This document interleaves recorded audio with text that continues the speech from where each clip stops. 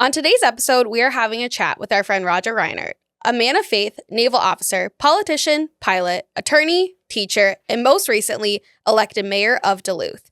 We will be talking about trusting God's call to action, trusting his timing, and hand over life situations, and infusing faith into all areas of our lives. Hey friend, welcome to the Between the Pages podcast, where we explore navigating life's peaks and valleys with bold faith. Join us bi-weekly as we dive into meaningful conversations with guests, team members, and community leaders. Together, we'll tackle topics that challenge and encourage, helping you live out your faith between the pages of everyday life.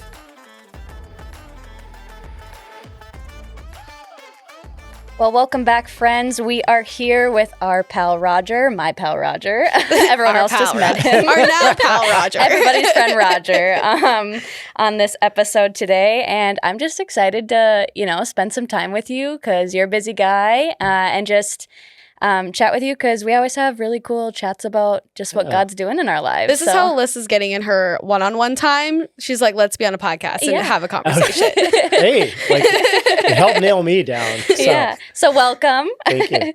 I guess we're just going to start off just diving right on in. Are we going to say we've known each other for many, many years? Yeah, can we please get the background story? We used to be neighbors. The origin story. Yeah, we used to be neighbors. Uphill. Yes, uphill.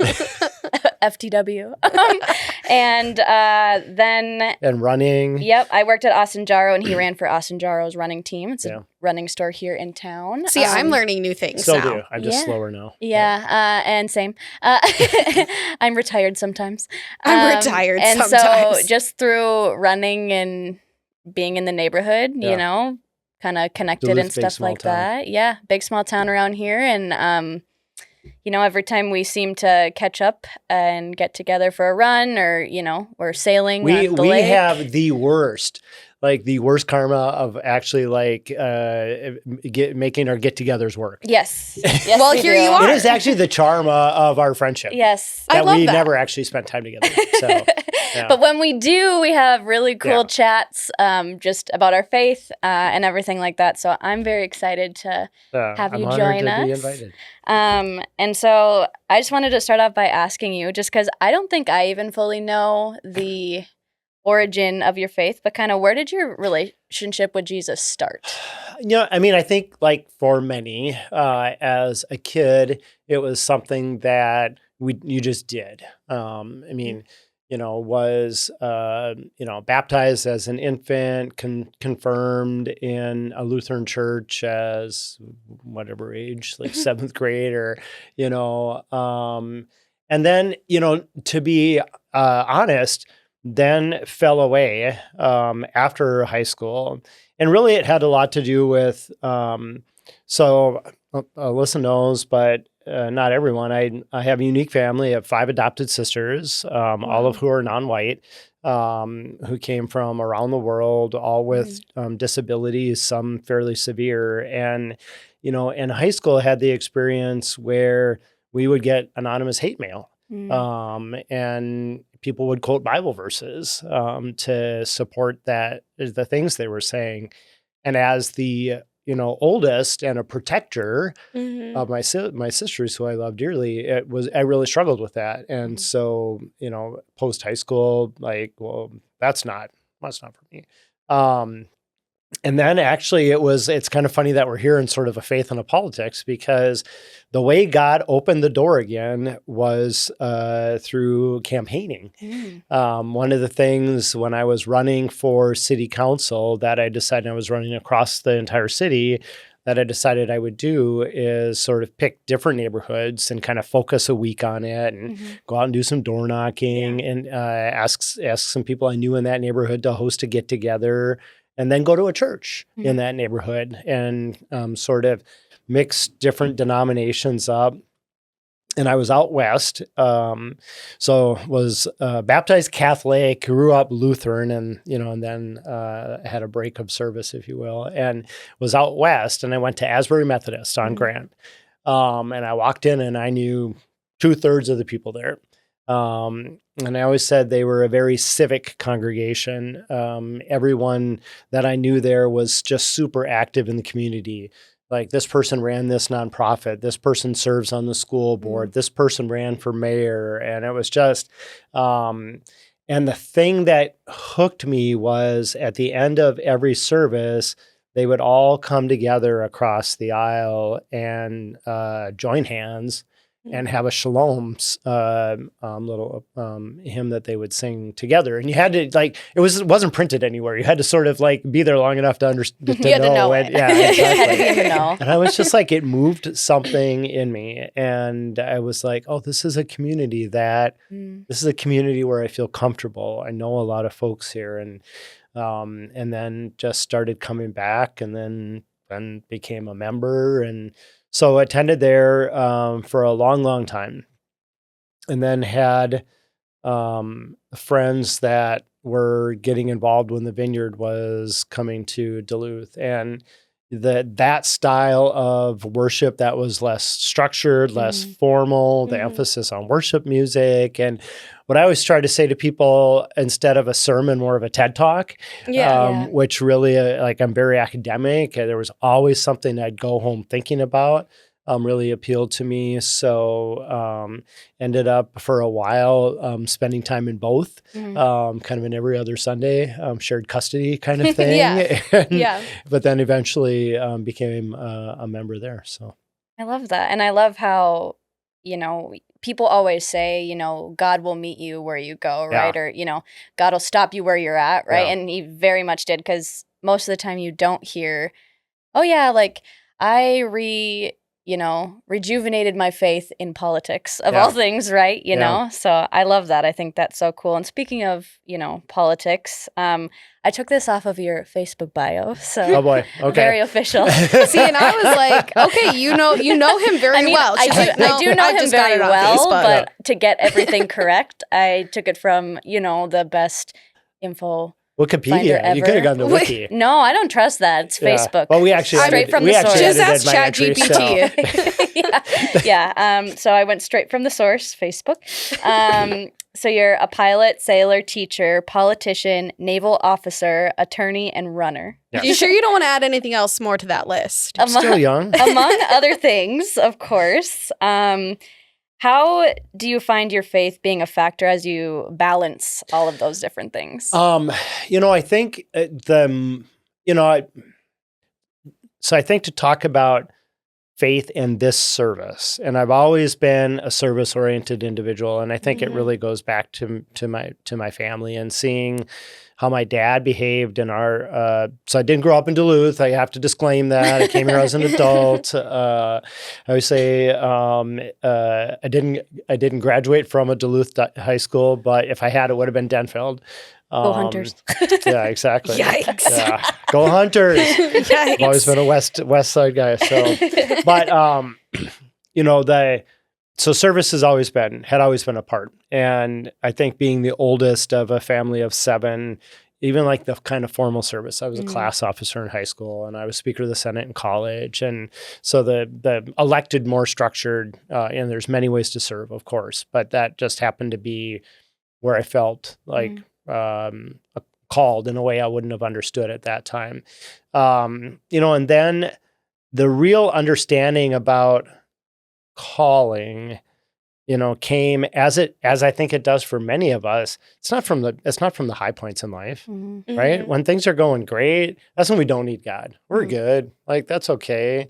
It's when we're broken, when things are hard, when we're where, how am I going to go one more day forward? And that's when you literally, you're on your knees crying out. And, for me, that was coming back home from my deployment to Afghanistan, was married at the time. And my ex-spouse made some hurtful choices while I was gone. And so, trying to come back through that. And I was very much in we had worshiped together. We had the faith had been a part of our marriage and a part of our life, and just don't understand this, God. And, as soon as I found that I was able to turn back towards faith and towards my community and towards God, all of a sudden realized here's this invitation to do all this work I really want you to do.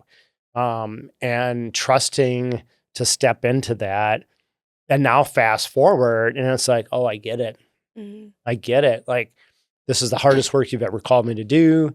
It is so consequential, to people in a community I love. And while I am certainly not doing it perfectly and making tons of mistakes along the way, I would never, ever, ever have been anywhere near prepared had it not been not just for that shaping, but for that need to turn back towards God and not be, just like, again, being reminded, like, we are not self-sufficient. Yeah. Like, and when we are, like, oof, let me buy a ticket to that show, because, like, when you fall, it's going to be pretty dramatic. And, you can say that and say it with a laugh because, like, been there, like, So. Absolutely. Was there, especially because I relate to this, I'm so busy. Ask Alyssa. Like, she's like, when do you have time to sleep? When I'm dead. Yeah. Yeah. But which is not how we model good. Right. No. Right. Like, but it's something that I've really like taken to heart and like really focused on and practice, and part of my own testimony is like my identity being found in who I am in Jesus and not all of these other things.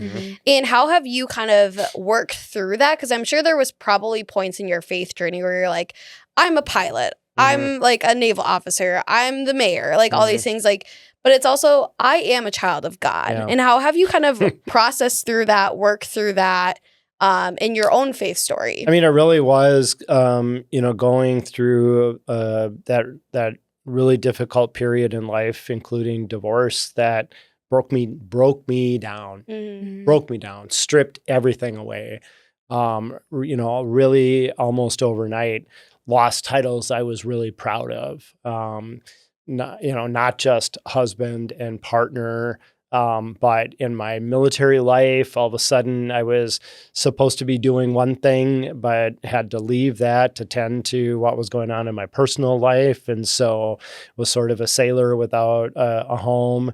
That was also my job at the time. So all of a sudden, like, I didn't like all of the titles, which, you'll, as you did, you read through that, and people will do that in introductions, and I ask them not to, because it reminds me of how titles mattered. And while I'm proud of those things, I am now proud of them because I realized God put them into me to be ready for this, like, really, really big work. Not because of how cool they sound or, whatever.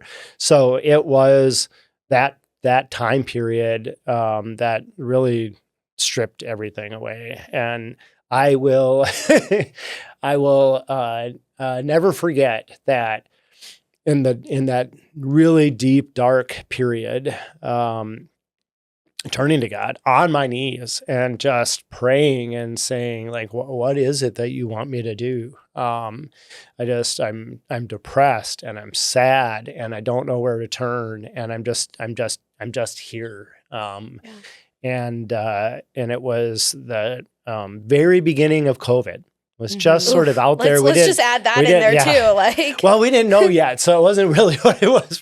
We just knew it was out there, right? And I had, as that sort of became a thing, like in the Navy, I do public affairs and communications and crisis communications, and I've got a law degree, and I'm like, and I'm just here. I didn't expect to be. I thought I was going to be doing some Navy stuff in Newport, Rhode Island. And, I contacted the city, like, can I be helpful? No, we're good. Contacted friends at the state, like, nope, we got it. Like, UMD, nope. Everybody, like, I'm like, I feel utterly useless. And that was also a humbling experience, used to being important and being able to contribute, and just, cried out and prayed about it. And as God does, what I love is when we are paying attention, you cannot unsee the prayers answered. And 2 days later,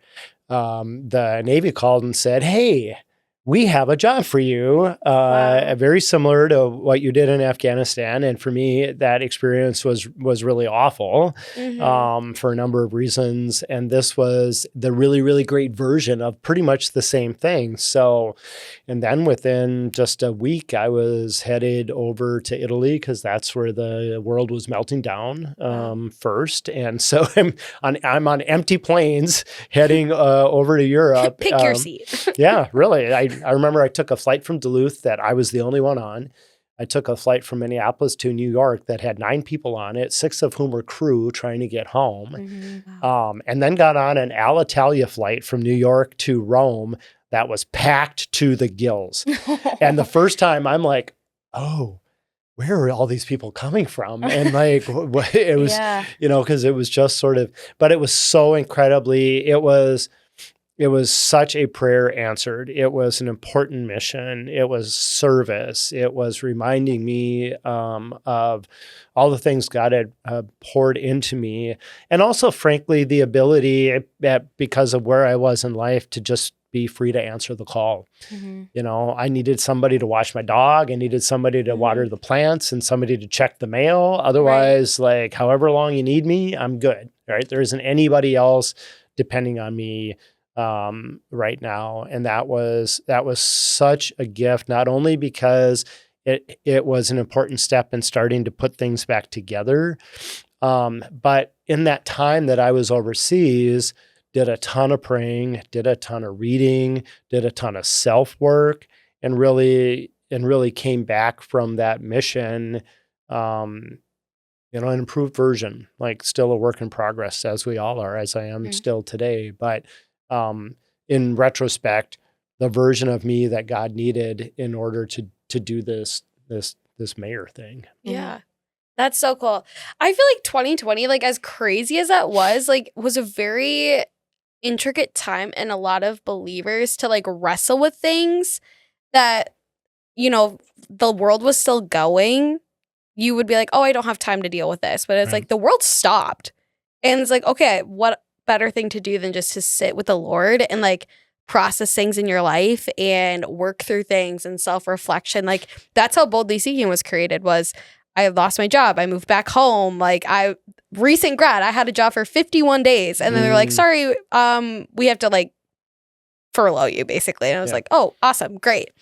And then it's just like sitting with the Lord and processing through all of that. That's like, he bursts new things. Like it's beauty from the ashes, truthfully. Yeah. That's beautiful. Yeah. Well, and being able to, though you're wrestling with all of these things, but being able to still have, I don't know if you want to say open hands, open ears to what he's saying and where he's leading you are two different things versus like, I absolutely cannot, like I am dealing with this one thing and I'm stuck in it. You're like, I think it's so cool and a cool example to be like, but I also heard God telling me to go. Yeah. And get out of that, draw you out of that to be able to see over it, if that makes sense. I just think that ability to be prayerful, to have an attitude of prayer that is like just a part of how you travel through life. Like, right, there's intentional prayer, that space for conversation. And, I try to describe that to folks that don't have a faith life of like, it's just like, I'm talking to my creator and I'm trying to put out there what's on my heart and be listening. And, sometimes people literally hear God speaking to them, but usually it's like, I feel that. Like that's like a conversation we were having in the hallway. Like I feel something there. And once you know what that feels like, you can't, like, you have to intentionally ignore it. I think I look back at that period and just see how God was, even in a time period that felt really dark and a struggle, just like so richly blessing. Like one of the pastors, Brian, who became a friend, like, hey, I think I'm supposed to talk to you about this book I want to read about leadership and faith, and I kind of want to get a small group together around it. And I'm like, Oh, okay, sure. And which is not at all what we did. Like we ended up forming what I think Alyssa has heard me call my small group because there were 3 of us.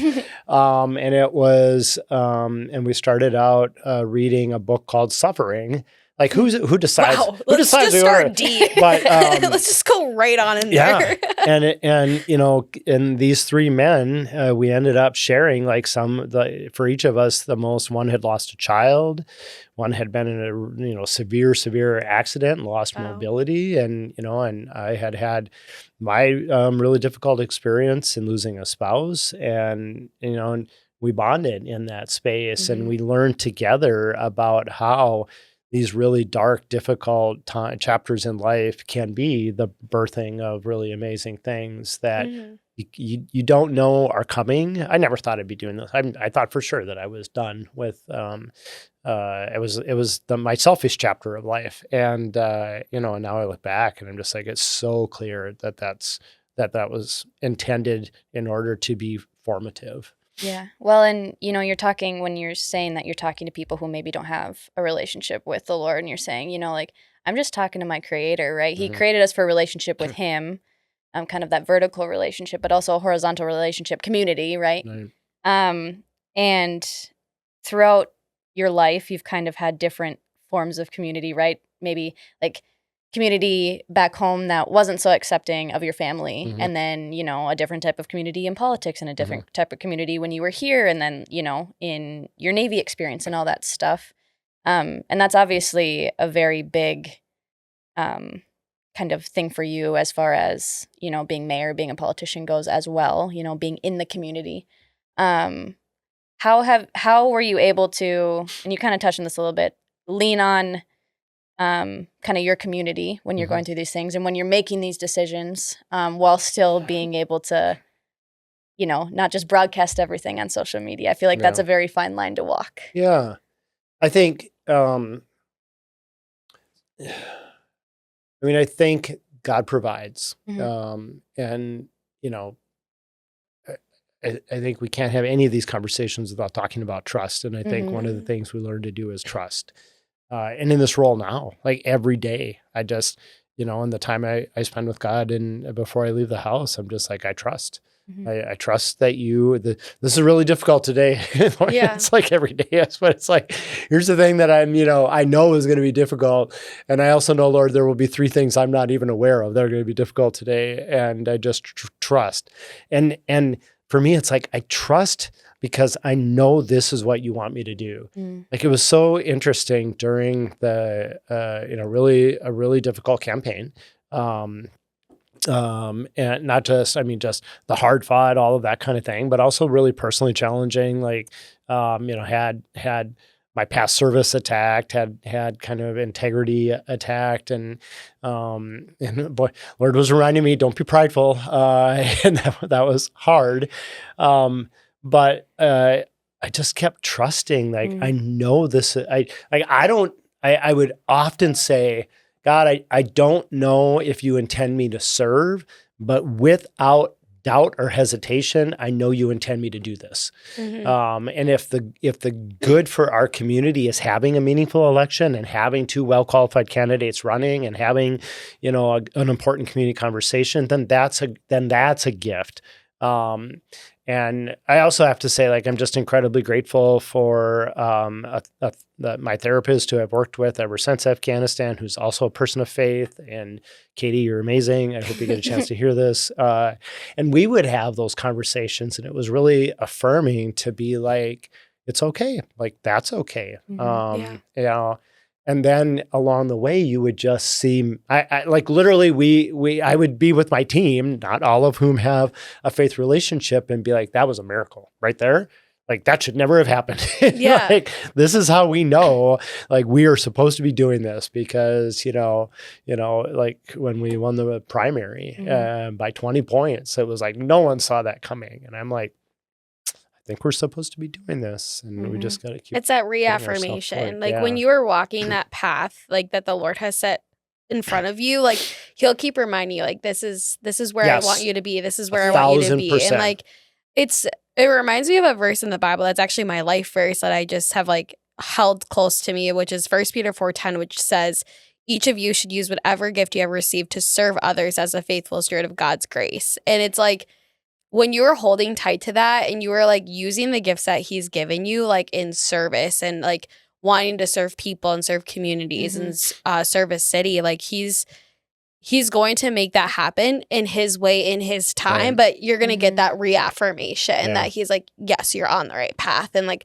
I will take care of it. Yeah. Well, trust and pray about it. I mean, that has been so powerful for me as I know a difficult thing is coming, like to just pray about it and be like, Lord, and, and I always end with like, allow me to reflect Christ to others and, speak through me and work through me, imperfect as that may be, but no, 1,000%. And I think that, that verse, like that is something that is always a part of my conversation too, just acknowledging all the gifts that the Lord has poured into me, especially through, coming back to the list of things, like just the abundant blessing of opportunities, like how fortunate am I to have had all of these experiences. And now there was a time in life where it would have been like, how cool.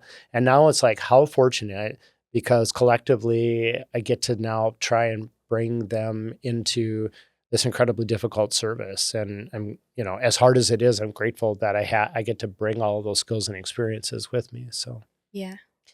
Was there anything like in your quiet times with the Lord? Like, was there like a particular verse that you held on to, or maybe like a character in the Bible? Like, I was sitting here thinking, and I just got done preaching on Monday at UWS for their Fellowship of Christian Athletes kickoff. We were talking about King David and how he had gone through so much. And you see that in the Psalms, like nations outroar, like losing his son, all these things. But he held on to like being like in Psalm 63, he's like, you, God, are my God, and I earnestly seek you. And how he continued to fall back on like, God, I need you, and I'm going to be fully satisfied in you. Was there any like particular passage in the Bible or verse that was like, that's your, I'm earnestly seeking you, like you fully satisfy me? Yes and no. Not yes, but not in the way that you're framing it. Hebrews 12, like, is just something that changed my life. Reading through Hebrews 12 and understanding and coming back to this reflection on suffering, that, the loving discipline of a parent who loves us so deeply that he will lead us through things that we need to do, but we will never choose to do ourselves. And so, in the moment, and in the periods of time where that is just so painful and difficult, it's helpful, I think, because of how I understand my reading of that, to know that transformation is taking place, that we are being shaped to be better versions of ourselves, to serve others and serve our community, and to also admit, like, nope, would never have chosen to go through that. Like, I just, that to me has been incredibly powerful. The other thing that has really been impactful for me from before I had my own relationship with God was The Alchemist, which I've given away so many copies of. But just the idea that when we do trust, and when we align ourselves with where we are being called and recognize where we are being called, those things just, the stars align. Like, they'll use language in that book of the universe, but we know that to be God, and God is like moving the things, like, and Lord, and you just see the Lord, finally, thank you. Yes, that's the, I gave you free will, but come on, buddy. And come on, now buddy. you're moving in the right direction. I say that to God all the time. Yeah, come on. It's like, look, see all the good things that are happening. Like, I've wanted you to get there, but I know you had to take your own. You got this. You had to take your own pace. Well, and you and I talk about this quite a bit because we're runners, and just like trusting in God and kind of that open-handed mentality. But, Hebrews 12:1 is, therefore, since we are surrounded by such a great cloud of witnesses, everyone around us, let us throw off everything that hinders and the sin that so easily entangles, and let us run with perseverance the race marked out for us. Yeah. Fixing our eyes on Jesus Christ, the pioneer and perfecter of our faith. For the joy set before him, he endured the cross, scorning its shame, and sat down at the right hand of the throne of God. So you know what you just did? What? You reminded me that another one of my very favorite verses, because we're runners, is in that same chapter. Yep. Yeah, so funny how that works. God always just has these little knots all over the place. Yeah. But being able to, I think the thing that sometimes we trip up on a lot in our faith is we read verses like that, or read verses like Proverbs 3, 5, and 6, trust in the Lord with all your heart, lean not on your own understanding, submit to him in all ways, and he will make your path straight. I think we forget that submittance or the fixing our eyes.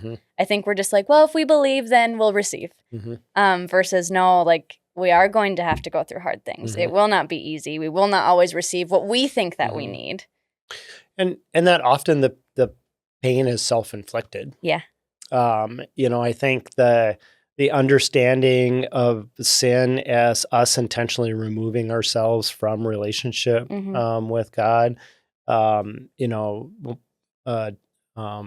reading through that, and there's several different writers who I think really speak to that well. But one of my favorites is The Reason for God. So I highly recommend that if folks are listening, because it really talks through, if you find yourself approaching faith from a head place versus heart, which I often do. Like I said, I love like a TED Talk that I'm like, I go home thinking about that. Educational. And, very, an academic orientation. Just that understanding of that dissonance, like that free will that allows us to decide, I'm going to do my own thing. I'm going to intentionally step away from the loving relationship that God intends for us. I think is a helpful, because that pain is often self-inflicted.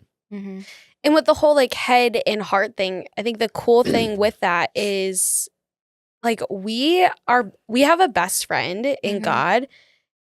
But the cool thing is, like, I can know, with Alyssa being one of my best friends, I could know what I think is everything about Alyssa. But the cool thing with God is we're never going to know everything about who God is. And I think it's almost like that really cool way of getting ourselves out of our head and like into our hearts of like, wow, I'm never going to knowledgeably know everything about who God is. And like, I at least try to like think he's a little bit sassy. Like that's his personality to me. I'm like, he's like, are you kidding me, Rebecca? Like we're doing this again. What did we learn the last time? And it's like, okay, I get it. Like you are good. You are faithful. I'm going to keep reminding myself, but it's like taking myself out of that whole headspace and like back to the heart. Yeah. Well, and and yes. If you want to have, or as I do have, like more of a head orientation about it, I just point to all the times I'm like, fact. Exactly. I mean, really, it's like once you are self-aware and paying attention, you have to, like I said to a lot of people, as the lead up to running for mayor was something I'd never intended. I didn't seek it. Plenty of titles in my life. I didn't need I've another had plenty of opportunities to serve. I'm like, I'm good. And then it was like, oh shoot. Like now I like the Lord has now shaped me in a way to see these, what I call omens, these signs in life that it got to the point God was so like, oh, this is cute. This is cute. You're just ignoring me. Okay, fine. God got to the point where it was so freaking obvious that like, this is what you want me to do. And I need to trust that I don't know the outcome, and that's okay. That maybe the good is in the doing, not in what happens on election day. But it was so funny as I would talk with friends, say like, it's just like, the signs in my life are so obvious that I would have to intentionally ignore that this is what I'm supposed to do. People we'd be, whatever we were doing, running or in a group of people or whatever, and people would be like, so when are you going to announce your campaign? Like out of the blue, I don't know. You're like, it can only be God. He would literally only be like, God. no. Yeah. So, I mean, because the hardest word to say sometimes is yes. No. And especially in that, like in that circumstance when there really was, I mean, there was not a me in it. I mean, there was all the me reasons were don't. Like, I knew it probably wasn't going to be fun. It was going to be a lot of work. There were going to be a lot of people that were going to be unhappy, but another great example, a real tangible, a running story, of course, was trail running with some friends, and they brought some new friends who had never met before, and we ran from Twin Ponds, and we did like 4 mile out and back, and then we're going to do another out and back. Sounds exhausting. And it was amazing. It was in the spring, and at Twin Ponds we stop and we're chatting, and I'm meeting the new people, and one says, so are you running? Like, you should run for mayor, da, da, da. And, I'm just like, I don't know, da, da. And I just randomly say, because, I'd had in my head that social media is now a thing. We have to figure out how to tell authentic stories. Yeah. And I said, what I really need is somebody who's a good video storyteller. And this guy that I, no kidding, met 2 minutes ago goes, oh, that's what I do. Wow. And it's like the thunderbolt, right? It's like, fine, I get it. Still took like 12 more things, but it was definitely one of those. And he did. He ended up being and now was an amazing friend and a running friend, but did all of our video work and just was phenomenal at it. Like, literally, like, God just kept putting all of the things right there to make it so obvious that I couldn't ignore that. Because you were in line with what he had for you. Me to do. Yeah. I love that.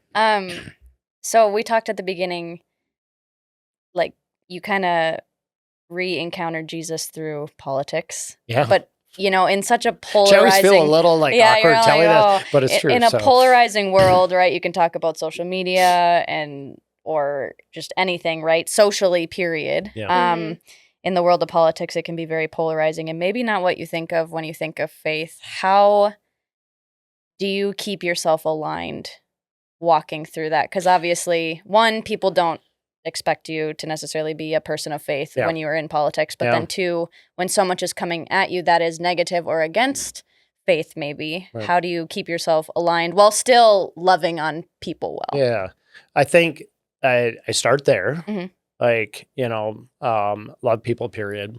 I am not here to judge. Nope. That is not what God has asked me to do. God has asked me to serve. And, people are, one of the things that I've always loved about the Vineyard is they pray for other churches. And I've always thought that's fantastic. Like I want a continuum of a faith experience that invites people in. And, it may not be what I feel called to, but I'm glad somebody feels called to it. But that continuum also has diverse perspectives. And so one of the things I struggle with most is trying to be a person of faith in this role and then having other people of faith like correct me or tell me where they disagree, or I don't like that you did X, Y, or Z. And I'm like, I'm just going to love people. And if others have made mistakes, they'll have that conversation. Lord knows I've made mistakes and we'll have that conversation, but hope that I'm judged by service to others and repentance and knowing that I'm imperfect, but also just trying to live it. Right. So I think there are really easy ways that you can hide your flame or just be who you are. It's not my job in this role to preach, but I am happy to try and be a model that may invite others in. So even things like, can we say what day we're taping this, or is that like a... It's going to be... like middle October. So it's kind of So it's kind of perfect as we're in this like new season of like politics as a reminder, like at the end of the day, just right? love people. Yeah. Yes. Oh my gosh. Yes. Because a couple of weeks after this, there'll be an election that'll be contentious, and we have to learn to have those conversations. But yesterday we had it's September 12th today. Yesterday was September 11th, and we hadn't had a community remembrance of what happened on that day. And admittedly, maybe from a selfish perspective, because it definitely impacted my life and changed the entire trajectory of my life, but also did just remember those lost that day and those lost in service since. And, we had invited both the police chaplain and the chaplain from the 148th to, I said a few words, and then they both offered prayer, and just to assume an attitude of prayer in a public space in front of a lot of people.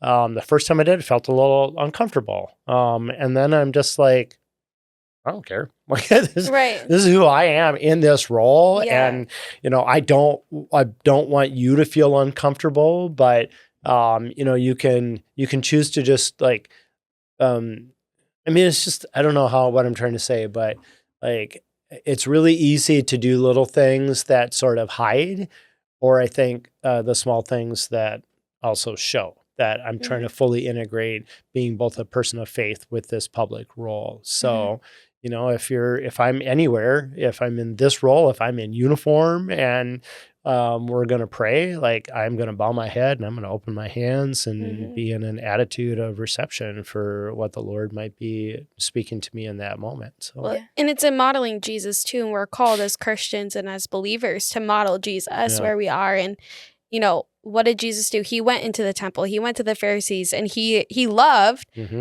Sometimes I think in the Bible he got a little sassy, and I was like, okay, pop off. I get it. Like, okay. But at the end of the day, like he modeled a sense of love, and like for us here to be like, my job on earth is not to judge. Like that's my saying. It's like, I'm not here to judge. That's not my place. I'm not going to waste my mental energy on that, because at the end of the day, like what matters is I love you. And the Lord's going to take care of the rest. You can have that conversation with him later, but my job right now is to love. Yeah. Love God, love people. Well, period. and just reminding, it's a good reminder, period, that no matter what role you carry, whether it is the mayor or whether it is a running buddy. Yeah, a running buddy, or whether it is, I don't know, a florist, right? Like all of our jobs don't necessarily bring us to a place where we're in a role to preach. Yeah. And we're definitely not called to judge, but just as far as taking those small intentional steps to display him, whether that's reaching out and being kind to somebody, whether that's having a loving conversation with, that someone's struggling, those types of things model what Jesus did. Well, and I think we also have the opportunity to invite people in or push people away. And, I have plenty of opportunities in the political world to see faith used as a weapon. And that just pushes people away instead of inviting people in. For sure. I love that. One other just kind of question, I guess, that I had. It's unfair. You both have notes. No, I'm taking notes as you're talking. I thought she sent you the notes. I thought she sent you the I'm taking notes as you're talking. Yeah. I was like, did you just lie to me? Like, no, I didn't. I prepped him. I was like, okay, good. Hot seat. No, so thinking about all of these things that we've talked about, this is kind of a two-part question. One, what's some advice that you have for somebody in that like hard space that's struggling to either have their own control or trust God with the control of the situation? I know it's like a really deep one. Sorry. Well, yes and no. It really is letting go. And corny, let go and let Jesus, let go and let God. But you really do. Like we as humans are so, and guys, we are the worst, like men especially. Like we're so wrapped up in our identities. We're so wrapped up in work, and we have to be. We control. And, I think that's part of certainly the male American experience. We want to be fixers and problem solvers, and I got this. And, in our relationships, we struggle to be listeners. Like, I got the solution. And, and oftentimes she's just like, can you just listen? I don't need a solution. My dad literally had to do that. He's like, are you wanting a solution or are you just wanting to rant? Dad, I just want to rant. Yeah. That's all I'm asking. Love it. I'm here for it. But I think letting go of the need to know, and and like I said, for me in this chapter of life, it was I don't know how this campaign thing's going to end. It's going to be really hard. It's going to take everything, but I'm going to trust that I'm supposed to do this. I did trust to my core that I was supposed to run, having no idea what was going to happen. And what that might mean at the end of it. So I think it's both deep, but it also is simple, but that letting go is a discipline. And, each day, and something you were saying earlier made me think of this too. I mean, each day we acknowledge like, yep, I screwed up. I'm probably going to screw up today, but I'm going to try with my best heart and the best of intent and acknowledge that like imperfect, but like coming at it with a good heart. And I think we just every day, like that's a constant reminder, like I'm going to trust. And I think for me, that shows itself in taking time to be mindful and taking time in an attitude of prayer, because that's where I can literally put on my EMDR music and just like get my head in the right space, and I have like my daily prayer that kind of gets me both intellectually and spiritually going, and then that's the conversation I get to have with the Lord about, okay, here's what today looks like. Here's what I want to talk about from yesterday that wish I had done better, Lord. And for me it's often patience and being too intense about things. Well, and I like that you talked about how taking steps forward, even though we're imperfect. When I first started growing my faith, I was going to Rock Hill, and Pastor Kyle used to talk about taking communion, but also just kind of the act of going to church in general is like everyone who steps up to take communion is like, I need him, like outing themselves, right? Like I need him.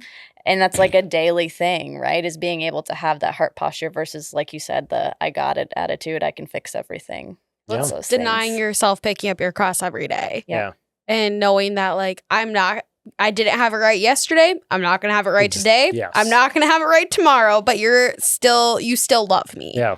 And I trust that you are leading me to be a better version of myself. Yep. And that Absolutely. Even these experiences that I didn't get right were helping shape that better version of me. So, because you see constantly in the Bible, and like when you guys spend like time like reading the word, it's like God takes imperfect people to like carry out his greatest missions. Important work. Yeah. Like look at the disciples. Like they were the ones that basically started the church. Peter, on this rock I'll build my church, and he was just a fisherman who cut off someone's ear.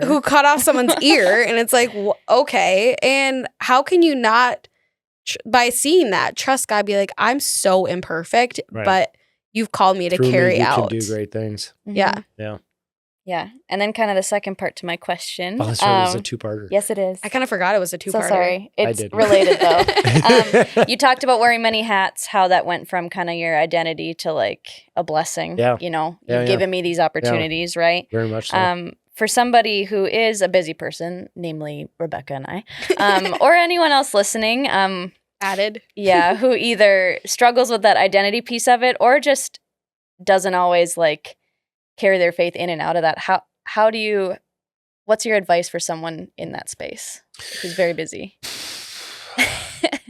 I think the important thing is, and I can't remember if we started the conversation here, if it was our like pre-chat, but like it starts with, I'm a child of God. Mm-hmm. Like that's your identity. Mm-hmm. And the other things are labels or experiences that we travel through. Mm-hmm. But if that is your identity, not the other thing, like what do you worship? Mm-hmm. Like if you're worshiping that as your identity, you're in a good space. And then you can travel through those things and maintain who you are in whatever the role might be. Mm-hmm. And that for me has been really important. And it's been really important in an unexpected way. And that unexpected way is like, okay, okay, Lord, like I knew for sure you wanted me to do this. And like, oh, wow, now we're really going to do it. Okay. Buckle in. Yeah. Oof. Yeah. And like talk about like, I came to it as eyes wide open as anybody could be, like having done all kinds of sorts of other service. And it's an incredibly difficult job, like exhausting on a daily basis. If I feel like if you're doing it with the way you should be doing it. And what is such a gift is to know that I don't care about 3 years from now, the next election. Like that's not for me to decide. Like I will know at that time if I'm supposed to do this again, or I will know at that time if this experience was part of something else God was trying to do in our community. And whichever it is, like, thank you, Lord. Like I'm happy that I was able to hear you and respond to that and do this thing. And you blessed me through it. And I hope you bless the community through it. And if it's not to do it again, then I'm going to be open-handed about where you're calling me next.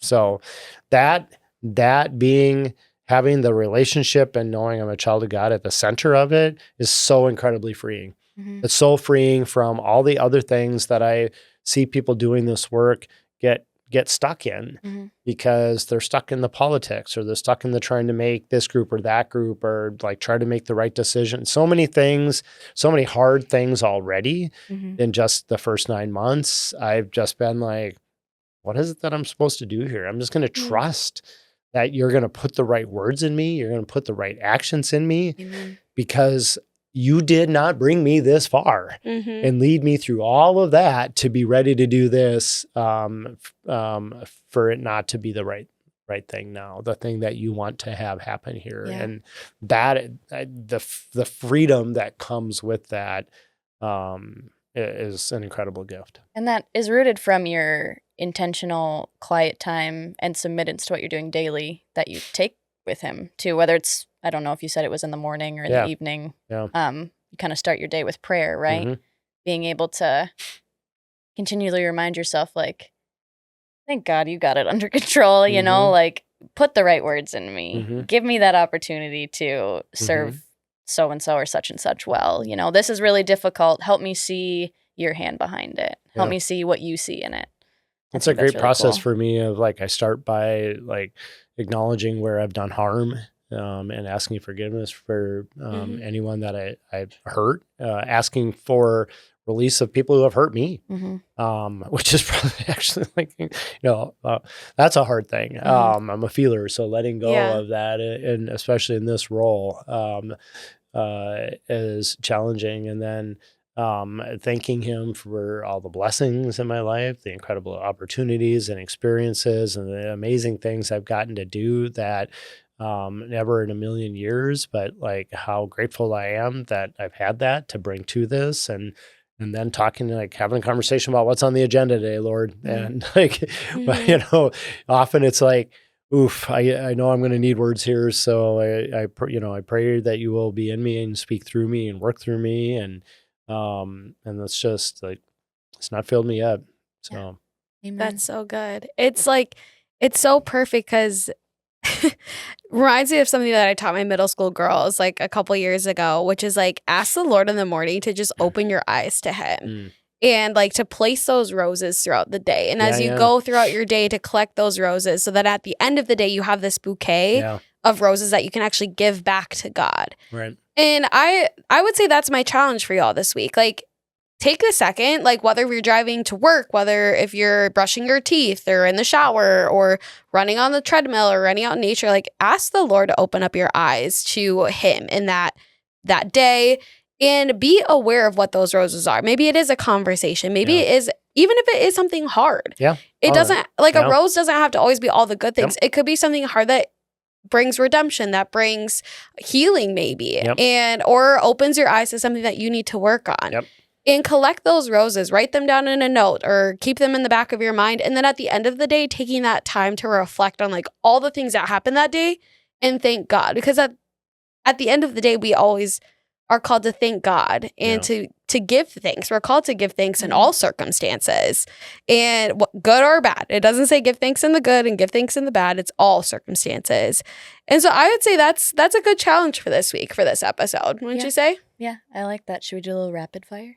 Rapid fire. What? Okay. What? Okay. Well, This is going to be background more fun. story. This is rapid fire on what? Just like asking random challenge? questions. Favorite color. Is this like on Actor Studio? You're where now in the they, hot like- seat. Yeah, I'm. I mean, feeling you've been in the hot seat. Now we're just gonna But now ask it's you like- some like just lighthearted questions. Like, what's to your end the favorite color? episode. The people need to know. Blue? Blue. Yeah. Okay, my favorite color is blue. Dog or cat? Oh, dog. 1,000. Yeah. Like a lab or like a Yorkie? Labradoodle. A giant standard poodle. So Leo is about 100 pounds and stands as tall as my 100 waist. pounds? Yeah, he's a very big dog. Wow. Yeah, he doesn't spend enough time with other dogs to know how big he is. Like my dog is like 30 pounds and it's like, Yeah. I mean, she's not little. She's leggy, but. Leggy. No. I asked too. Okay. Well, mine was related to the podcast. You just went rogue. Sorry. Well, you said rapid fire, so okay, I was like. I've got 3. Okay. Any races coming up? Not political races, road races, No, trail races. So this to me is like that in God's process of like stripping all your things away. For me lately, it's also been like even when the other things I was still running pretty well, and I know this. This I advised on this. this work has been really difficult on my body, Yeah. and so I'm still getting out, but I'm actually probably having surgery after the fall trail season. So no races. Another trusting God on in it. that. That is because it's back surgery, and I'm Oof. like very anxious about it. Well, when you can run 23 minutes, we can talk. When you're back to Yikes. that point, All right. nice turtle pace. Yeah. Nice turtle. So no races on Roger just and I tend to just like chat and go faster and faster and faster Oh. the whole time. just the Wednesday trail series, like, Wednesday, which yeah. I really love because Those are fun. they're more time. community time. Mhm. So yeah. And fall time, it's beautiful out there. Yeah, there's nothing like trails in Duluth in the fall. It is Favorite worship song? Ooh. worship song. Mm. Oh, I will say you are talking to a worship leader right now, so this really hits home. I mean, my mind is going immediately to King and Country because they're coming, and Yeah. October 3rd at the Yeah, deck. I plan on being there. I have tickets too. already. Me so, too. I think I'm going. I don't know. I need to plan that out. I mean, I won't say it's like an all time, but Burn the Ships, I think, a good one. is a powerful one, especially connected to our conversation about letting go and not just letting go and trusting, but also I think so many times we hang on to hurts done to us and we forget that forgiveness is actually about us. Mhm. Like it's not, if it's helpful to the other person, like awesome, thank God, but it's really about us, like letting go, like burn the ship, like put that down, that harm, that pain, because all you're doing is like wrapping around it inside of you and carrying it with you. And then Yeah. it's impacting all sorts of other relationships and people. So yeah, I mean, I burn the ship, but I will say my favorite live ever was when King and Country was here at Bayfront. Oh yes, I was at that concert. Yeah, me too. I've seen like, them live every when time they come. when they came back and did Little Drummer Boy. Well, that's their as best. their Yeah. The Little encore Drummer in Boy. August, and it's funny. Like so many people I've tried to describe this who are they're never going to. I have a video if anyone wants to see it. If they're never going to be at a King and Country concert, right? And I'm like, no, it was like so amazing, like Little Drummer Boy and they're just looking at you. I'm like, it was Had to be They're there. like, it's a Christmas song. Yeah, but I know. you had to be But they there. were like 10 different drum sets and they moved from one to, it was like such a great, like it was. That's my it was- favorite it was, by it was them, really amazing. for sure. So yeah. I would love to see him up Also, on stage, Rise like Up.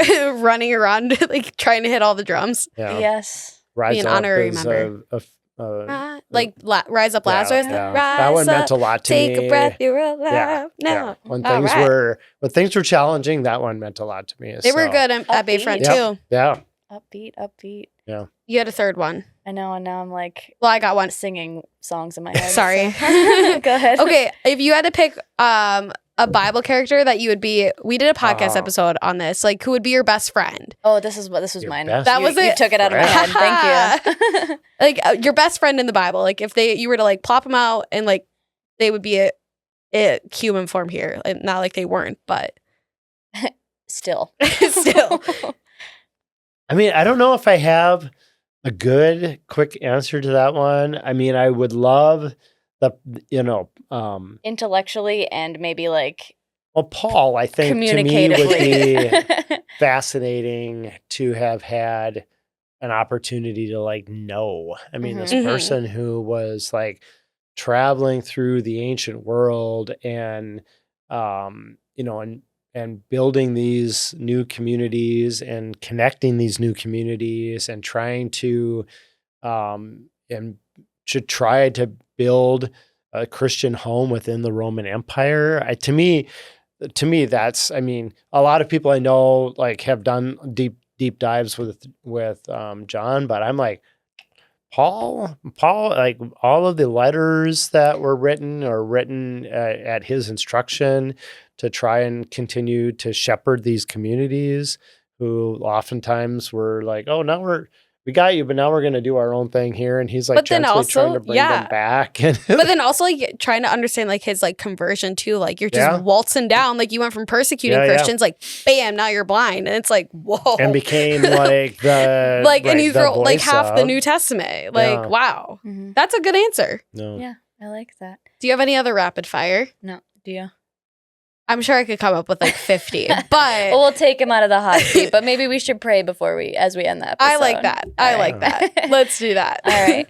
Father God, I just thank you for this time, Lord. I thank you just that we were able to spend some time learning more about Roger and just how his faith has carried him through both all the roles he's had in his life, God, and through the hills and valleys that he's been through, God. And I also just thank you just for time with my pal as well, because he's a busy guy and I'm busy as well. And so being able to just connect with you at the center is always so great. And I just ask as he leaves this room, God, that he continues to just feel your hand and see your light on the path that he's on, Lord, and just continue to bless him with opportunity to see you, God, and to connect with you throughout his busy life. And I just thank you and praise your name. Amen. Amen. Well, Roger, thank you so much. It was Yeah, such this an was a honor blast. and blessing to have you on the podcast. Oh, and thanks for the invitation. oh, Yes. of course. And Alyssa got to hang out with you too. So Yeah. it's like a win-win. Well, friends, thank you so much for joining us again for another episode of the Between the Pages podcast. We are so grateful, thankful for all of you. Make sure that you go like, subscribe, follow, all the things. You know what to do. And we'll see you back here in a couple of weeks. Bye. Thanks for tuning in to this week's episode. If you enjoyed today's conversation, don't forget to subscribe and rate our show to stay up to date on our latest episode releases. We'd love to hear from you, so head on over to our website or the gram, say hi, be encouraged, and join the movement as we continue to boldly seek after Jesus together. We'll see you next time on the Between the Pages podcast.